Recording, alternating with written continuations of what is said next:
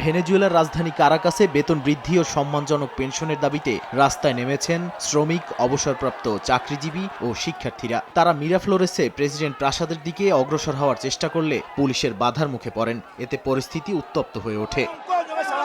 Police বিক্ষোভকারীদের আটকে দিলে কয়েক দফা ধাক্কাধাক্কি ও সংঘর্ষের ঘটনা ঘটে। বিক্ষোভকারীরা স্বাধীনতা, গণতন্ত্র ও নির্বাচনের দাবিতে স্লোগান দিতে থাকেন এবং কিছু স্থানে ব্যারিকেড ভাঙার চেষ্টাও চালান।